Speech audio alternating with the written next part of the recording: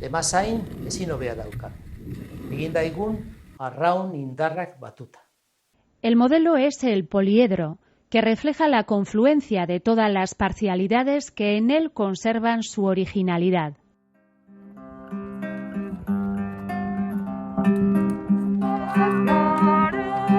Creamos comunidad, Bacará, creamos comunidad, Bacará, creamos comunidad, Bacará, creamos comunidad, Bacará, creamos comunidad, Bacará, creamos comunidad.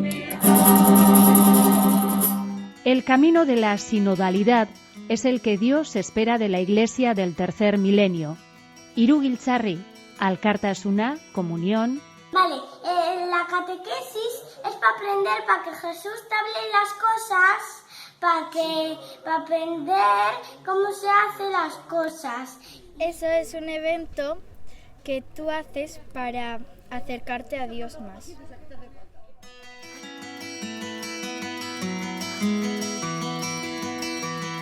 Nosotros desde la comunidad cada uno aportamos desde lo que somos, desde lo que tenemos, y tenemos que dejar al margen pues nuestras diferencias, y de ahí también ir aportando todos los talentos, ¿no? De ahí hacemos unión, hacemos iglesia compartida también.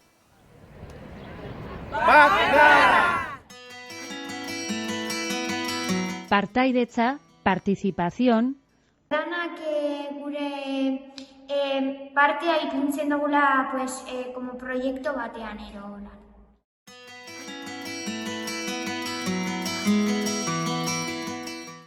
Elizan parte hartzea, elizan parte izatea suposatzen du. Parte izateak konpromiso bat suposatzen du, eta konpromiso horretan denok hartu behar dugu parte, eta denok daukagu erantzunkizun bat. Bat gara, creamos comunidad.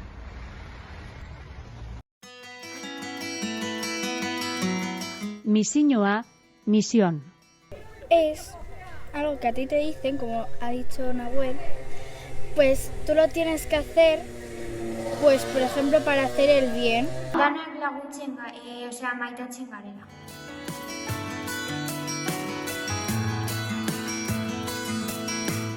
Esta misión parto desde mi experiencia personal, desde algo como desde las palabras iniciales en el pontificado del Papa Francisco, cuando hablaba de la universalidad de la misión, encarnado en una sociedad desde mi situación personal y familiar, en una experiencia muy diferente, pero que la vivo desde mi fe.